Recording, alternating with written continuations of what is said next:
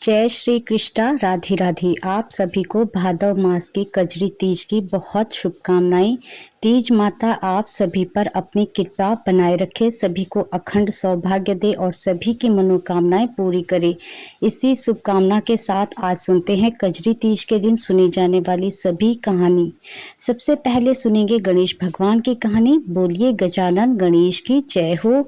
एक समय की बात है, गणेश जी महाराज एक सेठ जी के खेत से होकर गुजर रहे थे।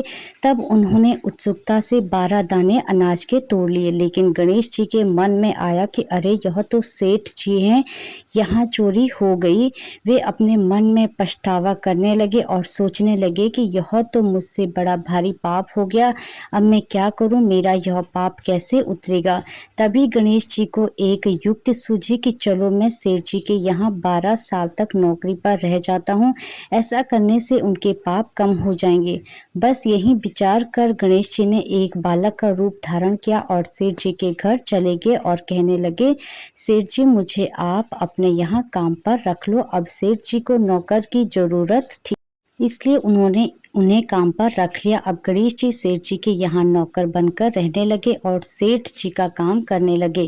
एक दिन की बात है, सेठानी जी राख से हाथ धो रही थी। गणेश जी ने देखा तो सेठानी का हाथ पकड़ा और मिट्टी से धुलवा दिया। सेठानी को तो बड़ा अजीब लगा। वह भागी भागी सेठ जी के पास गई और बोली, यह कैसा नौकर रख लिया है आपने, आज इसने मेरा हाथ पकड़ लिया। गणेश जी को सेठ जी ने बुलाया और पूछा, क्यों भाई तूने ऐसा क्यों किया, तूने सेठानी का हाथ क्यों पकड़ा। तो गणेश जी बोले, मैंने तो सेठानी को एक सीख की बात बताई है। राख से हाथ धोने से घर की लक्ष्मी नाराज होकर चली जाती है, जबकि मिट्टी से हाथ धोने से लक्ष्मी जी लौटकर आ जाती है। सेठ जी ने सोचा बात तो सही कह रहा है और उसे माफ कर दिया। ऐसा करते करते कहीं दिन बीत गए। थोड़े दिनों बाद कुंभ का मेला आया तो सेठ जी बोले, नौकर बने गणेश जी से बोले, भाई मुझे तो व्यापार में बिल्कुल समय नहीं मिलता, ऐसा कर तू सेठानी को कुंभ के मेले में ले जा और वहाँ स्नान ध्यान करवा के ले आ। तो गणेश जी सेठ के यहाँ नौकर बने थे, सेठानी को लेकर कुंभ के मेले में चले गए। वहां जाकर सेठानी किनारे पर बैठकर थोड़ा थोड़ा पानी डालकर नहाने लगी तो गणेश जी ने उसका हाथ पकड़ा और जाकर बीच नदी में डुबकी लगवाकर ले आए।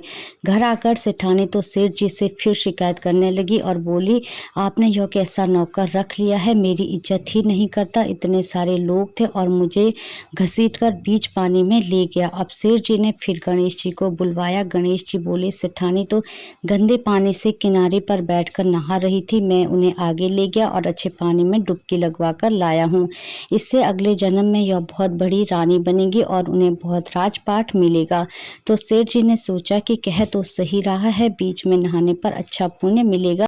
तो फिर उन्होंने बात आई गई कर दी, अर्थात बात वहीं पर समाप्त कर दी। एक दिन सेठ जी के घर में पूजा रखी गई और हवन हो रहा था।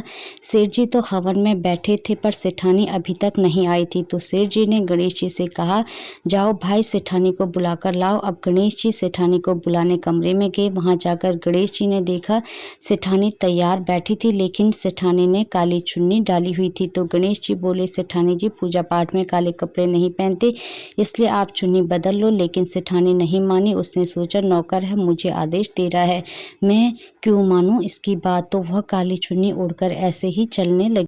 गणेश जी ने क्या किया, सेठानी जी के सिर से चुनरी उतारी और फाड़ दी और कहा, अब लाल रंग की चुनरी ओढ़ो तब चलो। सेठानी तो यह सब देखकर बहुत गुस्से में आ गई। वह कहने लगी, अब मैं पूजा में नहीं जाऊंगी और नाराज होकर अपने कमरे में ही लेट गई। अब जब सेठानी नहीं आई तो सेठ जी इंतजार करते रहे। बहुत देर हो गई तो सेठ जी खुद उठकर अंदर आए। जब सेठ जी अंदर आए तो देखा सेठानी तो नाराज होकर पड़ी है। सेठ जी ने पूछा, क्या हुआ, तुम अभी तक पूजा में क्यों नहीं आई। तो सेठानी बोली, आपने यह पता नहीं कैसा पागल नौकर रख लिया, आज तो इसने हद ही कर दी, मेरी चुन्नी फाड़ दी। अब इतना सुनकर तो सेठ जी को भी बड़ा गुस्सा आया। उन्होंने गणेश जी को बुलवाया और कहा, हद ही कर दी, आज बताओ तुमने सेठानी जी की चुन्नी क्यों फाड़ दी। तो गणेश जी बोले, सेठ जी पूजा पाठ में काले रंग के कपड़े नहीं पहनते हैं, मैंने तो सिर्फ इन्हें लाल रंग के कपड़े पहनने को बोला था।